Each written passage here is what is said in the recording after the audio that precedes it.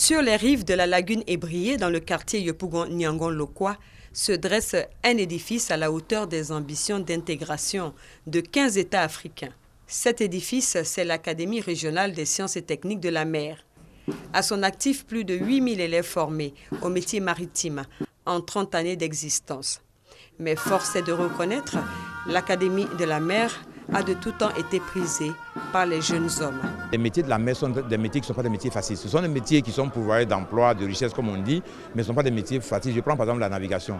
Aller en mer pendant des mois sur l'eau, ce n'est pas évident. C'est pas évident et donc pour une femme, c'était pas évident au départ.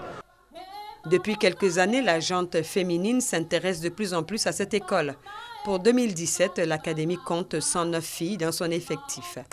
Et elles étaient nombreuses ce mercredi à présenter les honneurs militaires à la première dame de Côte d'Ivoire, Dominique Ouattara, marraine de la célébration du trentenaire de leur école. Commandante de troupes, République du Congo, inspection de troupes terminée, à Madame la Première Dame.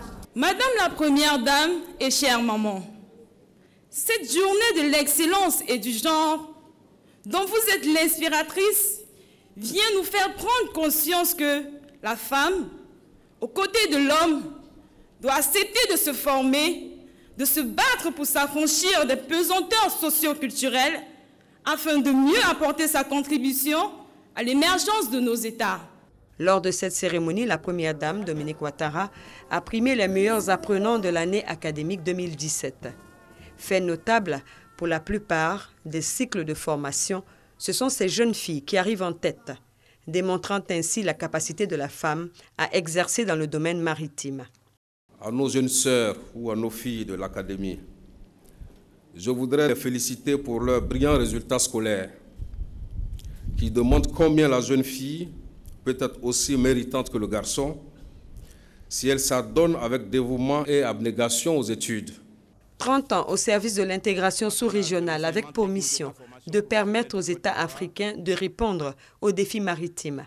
La première dame de Côte d'Ivoire n'a pas manqué de saluer l'action de l'Académie régionale de la mer. Depuis sa création en 1987, l'Académie régionale des sciences et techniques de la mer constitue l'un des piliers de l'intégration régionale dans le domaine des métiers de la mer. Je voudrais enfin vous dire, chers élèves, que je suis particulièrement fière de vous. Je vous encourage à persévérer dans la voie que vous avez prise et à exceller dans tout ce que vous entreprendrez tout au long de votre vie. Le métier de la mer que chacun de vous a choisi est un métier noble et passionnant, qui vous amènera à découvrir le monde et à réaliser vos rêves. Je voudrais donc vous inviter à le pratiquer avec beaucoup de conviction et de motivation. C'est le centre de santé de l'Académie régionale de la mer qui sort grand bénéficiaire de cette visite de Dominique Ouattara. La fondation Children of Africa vient de lui offrir une nouvelle ambulance, plusieurs nouveaux équipements et 1000 doses de vaccins contre la fièvre typhoïde.